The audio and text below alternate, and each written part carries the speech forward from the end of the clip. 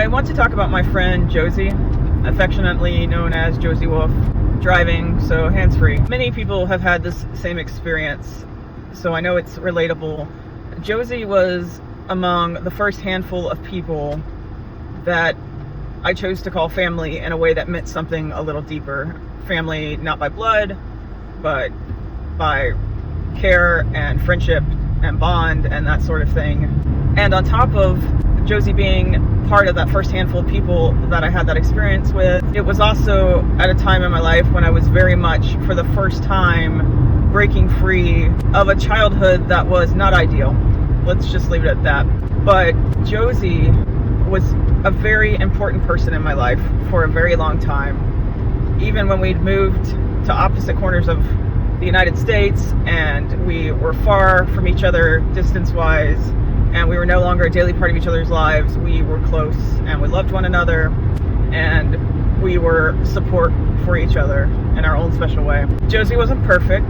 I'm not trying to put her on a pedestal because obviously I'm having to speak about her in the past tense, but she was important in my life, and the bad stuff really doesn't matter anymore. You'll find as you get older and older that becomes more and more true to you once you lose people that you love. Josie and I were friends at a time that I knew I was not healthy, but I wasn't struggling with it too terribly much yet. I would later grow up to fall deep into multiple chronic illnesses and many health struggles and accidents and things like that.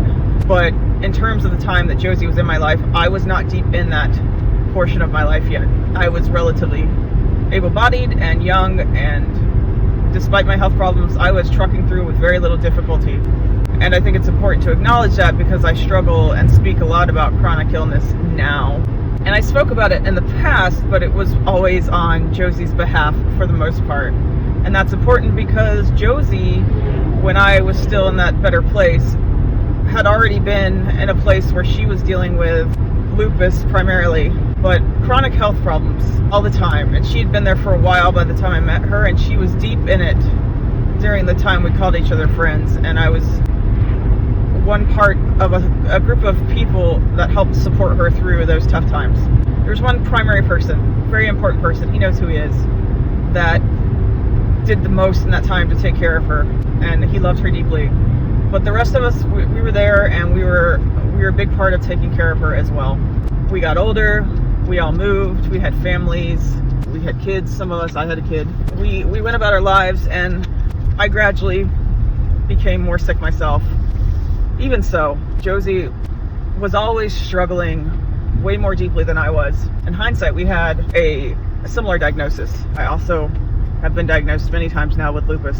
But the thing about Josie is that what she did that I feel like I still have never managed to accomplish is she brought a whole bunch of light into the world, despite the fact that she was always so down and out. And at this point, I've kind of accepted that it's okay that we're different in that way.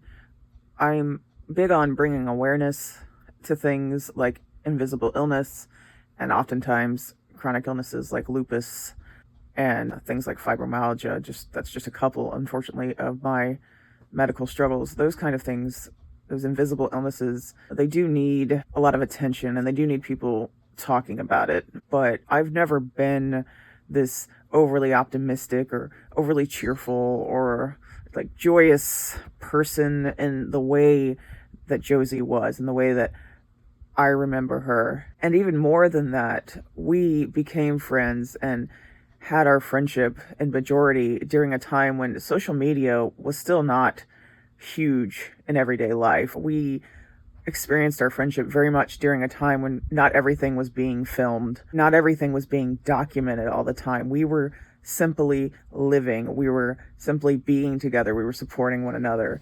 And that does matter because those support systems that we had in person, especially for things like chronic illness, were crucial, were magical. There wasn't necessarily an easy, accessible way to find a support system online or outside of the people that you had access to in day-to-day life.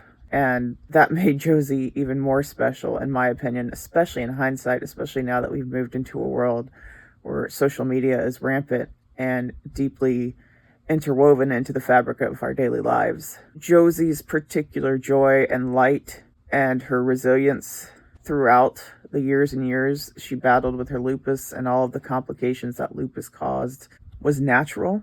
I'm not saying she never had to power through. I know she did, and I'm proud of her for how good she was at moving forward despite everything she was facing. But for the most part, her joy and her light and her resilience and her desire to spread awareness and to be a beacon for people despite everything she was going through, that was pretty natural for her. And I've never been that type of person. Naturally, I've never been the type of person that is going to be super positive or optimistic. I'm not necessarily that person who's going to spread awareness in the way where I'm like, all right, everyone, you got this. You can get through the day. We got this. I know that, many of us have 4 or 5 different chronic medical conditions that we're, that's not who I am. And I'm not saying that's not important. I'm not saying I haven't benefited from other people like that. It's just not who I am. I am happy to spread awareness.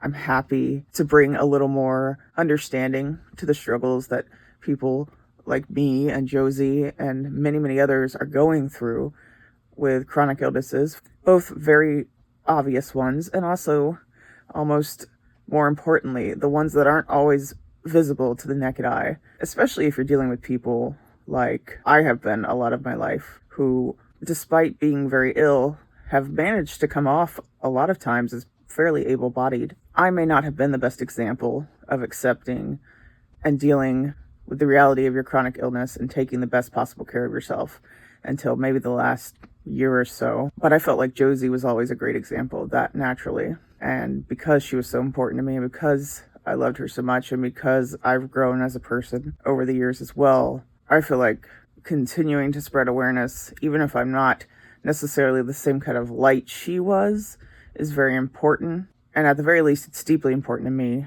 And I feel like it honors her. And there is nothing more I would love to do than honor Josie Wolf the best I can in my everyday life. I think her voice, even long now after she's been gone, is still out there, speaking through the people that she touched during her life. I think my voice is important, especially as someone who powered through for so long and probably should have taken better care of myself, in the sense that I should have put myself first a long time ago. I think my voice is important, and I think the voice of so many people in the chronic illness community is important. Not just lupus, but all of these illnesses: lupus, fibromyalgia, POTS, MS. There's so many illnesses, couldn't even name them all, that you can't always see or understand, especially if you're somebody that is lucky enough to be able-bodied. And so for Josie Wolf, in a lot of ways, I have taken my journey the way I have, and I want to continue to do better, and I want to continue to bring awareness. So every day I try more and more to become more open and to talk about these things more. And I'm so grateful to Josie, as well as the rest of the chronic illness community, for being a part of that. I love you, Josie Wolf. Thank you for being such a deeply important friend to me, and even more than that, family. I think of you every day, and I like to think that all of these people that identify as chronic illness warriors have a little bit of you inside of them as well.